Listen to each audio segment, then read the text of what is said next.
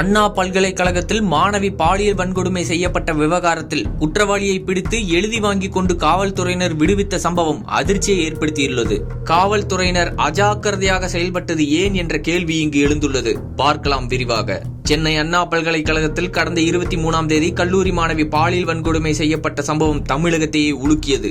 இந்த சம்பவத்தில் ஈடுபட்டதாக ஞானசேகரனை கோட்டூர்புரம் போலீசார் கைது செய்து சிறையில் அடைத்துள்ளனர்.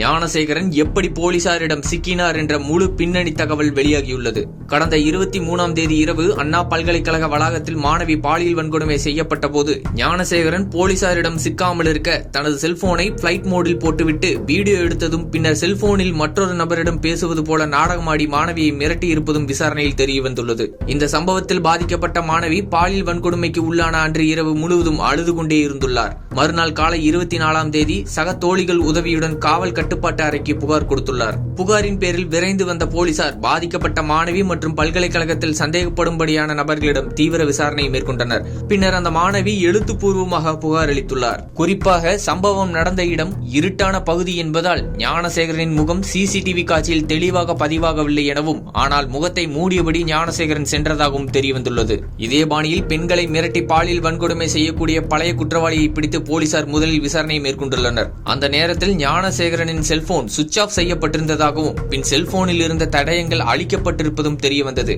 அவரிடம் எழுதி வாங்கிக் கொண்டு செல்போனை பறிமுதல் செய்து அனுப்பியுள்ளனர். பின்னர் போலீசார் அண்ணா பல்கலைக்கழகத்தில் இருந்த அனைத்து சிசிடிவி காட்சிகளையும் ஆய்வு செய்தபோது ஞானசேகரன் குற்றத்தில் ஈடுபட்டது தெரியவந்தது. மேலும் டவர் டம்ப் முறையில் சோதனை செய்தபோது ஞானசேகரன் பல்கலைக்கழகத்திற்குள் சென்றதும் தெரியவந்தது. பறிமுதல் செய்யப்பட்ட ஞானசேகரனின் செல்போனை ரெக்கவரி செய்தபோது அதில் பாதிக்கப்பட்ட மாணவியின் வீடியோ இருப்பதும், மாணவியை மிரட்டி பாலியல் வன்கொடுமை செய்து அதையும் வீடியோ பதிவு செய்திருப்பதும் தெரியவந்தது. இதனையடுத்து ஞானசேகரனின் வீட்டை சோதனை செய்தபோது குற்றத்தில் ஈடுபடும் போது அவர் அணிந்திருந்த அதே தொப்பி மற்றும் கருப்பு சட்டை இருந்ததை கண்டு போலீசார் ஞானசேகரனை உடனடியாக கைது செய்தனர். போலீசார் தன்னை கண்டுபிடிக்க மாட்டார்கள் என நினைத்து ஞானசேகரன் தப்பிக்கவில்லை என போலீசார் தரப்பில் தெரிவித்துள்ளனர். இவ்வழக்கு தொடர்பாக அண்ணா பல்கலைக்கழகம் உட்பட சந்தேகப்படும்படியான 500 நபர்களை போலீசார் விசாரணை மேற்கொண்டிருப்பதாகவும் தகவல் தெரிவித்துள்ளனர்.